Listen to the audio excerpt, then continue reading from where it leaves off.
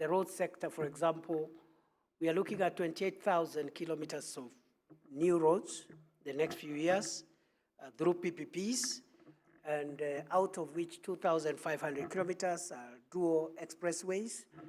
We are also looking at 10,000 megawatts of electricity, as I've said, most of it green energy investment. And we're also looking at extending our railway, which we're already doing, to the border with Uganda. We're also modernizing our 2 seaports in Mombasa and Lamu, all this through PPP, which is crowding in private capital to come and support our investment through the National Infrastructure Fund. We are also finalizing our Sovereign Wealth Fund law, which has a component also on some of the things I've already said. And also, one of the purposes of the Sovereign Wealth Fund will be to underwrite the Kenyan economy from global shocks, like what is happening currently. We had COVID a few years ago, which affected our macroeconomic situation. And right now, the war in the Middle East is another shock that we are aware of what it can do in terms of undoing some of the achievements or progress that we've made. So the Sovereign Wealth Fund will have a component to cushion the nation from such shocks, whether external or domestic shocks. The weather, for example, sometimes is part of that shock system. But also there will be a part of that proceeds will be invested in public assets that bring back revenue. And of course, the third component of the Sovereign Wealth Fund will be preserved for future generations, so that as we extract our raw materials, our minerals, and everything else that we have, we don't want our grandchildren 100 years from now asking us what happened with the titanium, for example, which was available in Kwale. Where did that money go? We cannot use the proceeds, for example, from the extraction of the titanium at the coast to pay salaries and buy vehicles for public officials. That is wrong. We will use it to cushion the economy from shocks, a third. Another third, invest it in high return public infrastructure programs, like some of the ones I've said, and then the other component will be preserved for future generations. So those are the areas. We are also encouraging private equity and venture capital to take an interest in our vision for Kenya's future, which has already been clarified and is being worked on, which centers around 3 pillars. The first one is we have an ambitious infrastructure program for the next 10, 15 years, 20 years maybe, to make sure that we modernize our roads, our airports, our seaports, our railway system. And we have come to the clear conclusion that this ambitious infrastructure upgrade program of roads and railways and airports and seaports cannot be achieved by increasing revenue through taxation or piling up more debt on our country. Instead, we have mobilized public resources, which we are investing in the modernization of this ambitious infrastructure upgrade program. But we are partnering with the private sector, and that's where you come in as private equity and venture capital investors. We want to invite the private sector to crowd in the National Infrastructure Fund, which we have just finalized the law, and we've already started harnessing seed capital from privatization and from transactions in the capital markets of government assets.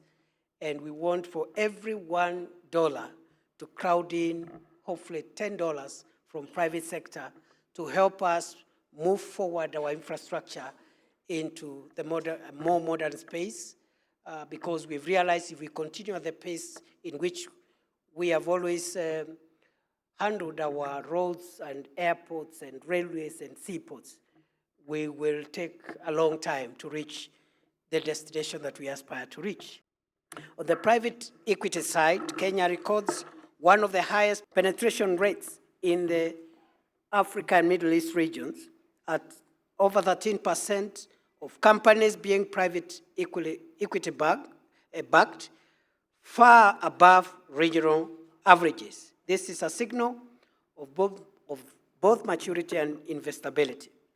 Underpinning this is a growing domestic capital base, with over 2.5 Kenya shilling trillion in assets under management by fund managers, alongside pension assets exceeding $13 billion, yet with less than 1% currently allocated to private equity, highlighting significant headroom for scale.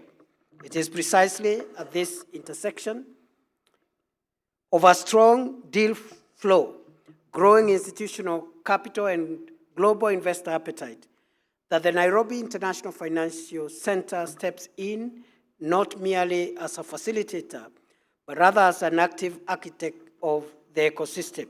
That is, structuring fund domiciliation frameworks, enabling regulatory clarity, crowding in global capital, and positioning Nairobi as the gateway through which private capital flows into East Africa and the continent at large. Ladies and gentlemen, across Africa, institutional investors are increasingly deploying capital through private equity, venture capital, infrastructure platforms, and blended finance structures. However, a critical dimension of this evolution is the strengthening of domestic capital markets and local financing capacity. By expanding domestic institutional investment, economies can better finance development in local currency. This reduces exposure to foreign exchange mismatches, in which projects earn revenue in domestic currency but carry liabilities in foreign currency, thereby limiting vulnerability to currency volatility. Equally important, deeper local financing helps cushion economies against sudden reversals in global liquidity conditions, which often trigger capital outflows from emerging markets. By anchoring capital domestically, financial systems become more resilient, reducing the risk of capital flight and supporting more stable investment cycles over time. In this way, institutional investors across East Africa play a dual role, not only as providers of long-term capital into high-growth sectors, but also as stabilizing anchors of financial resilience, strengthening markets while participating in their transformation. The second pillar is energy. As you are aware, Kenya is a green energy economy, largely one of the most green energy mix is found in Kenya. 93% of our energy is green energy. We are looking at 100% green energy in the foreseeable future. But that's not enough. Our energy quantity, the quantum, is small because we have an ambitious industrialization program as part of defining our future. And that program of industrialization will only be realized if we produce more energy. So we have a target of producing 3 times the energy that we have at the moment in the next few years. And we are encouraging green energy investments because we are clear on our energy transition priority. Therefore, these are opportunities for you. When I say green energy solutions and investments, I'm also including associated investments, including e-mobility as we transition our energy consumption in our country. The third pillar of our future is around agricultural transformation, water harvesting, value addition in the agricultural sector, and we believe that we want to put an extra 2.5 million acres under irrigation, and that will require us to invest in quite a bit of water harvesting facilities. And we are again doing all this through seed capital from the National Infrastructure Fund, but inviting private capital on the assurances that your money is safe in the long term, you recoup your profit, and that journey, I think this will not be, this is the best forum for me to advance that opportunity. The global economy continues to face high interest rates, higher and tighter financial conditions, and geopolitical uncertainty, constraining capital flows to emerging markets. Yet, within this environment, Africa is increasingly recognized as the frontier for growth and diversification. As highlighted by the International Monetary Fund and the World Bank, many African economies remain resilient, supported by urbanization, a rising middle class, and rapid digital transformation. Opportunities for expanding across infrastructure, energy, financial services, and technology exist. I note that private equity and venture capital are increasingly becoming core engines of capital formation, enterprise scaling, and long-term value creation. Kenya today stands as the leading destination for venture capital in Africa, attracting approximately $984 million in startup funding in 2025 alone, about 32% of all capital deployed across the continent. Across East Africa, the ecosystem has deepened significantly, with over $865 million deployed across over 100 deals in 2025, reflecting a clear rebound in both deal size and investor conviction. Kenya's macroeconomic framework remains resilient despite global volatility. As already been said, we have a fairly stable macroeconomic indicators over the last 3-4 years, including inflation, interest rates, our cash reserve ratio, and all the other indicators of macroeconomic stability.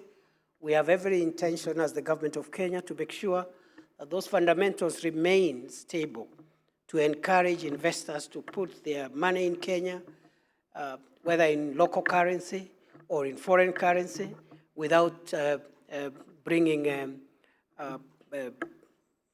losses in terms of currency fluctuations. We are also assuring all investors of political stability, long-term political stability, and I can assure you that we as government are committed to ensure that our stability is long-term, and will make the right sacrifices and the right decisions to make sure that we do not impact negatively on long-term political stability. The same we are doing for our economic stability, as I've already said, making sure that the fundamentals of macroeconomic stability remain stable in the long term.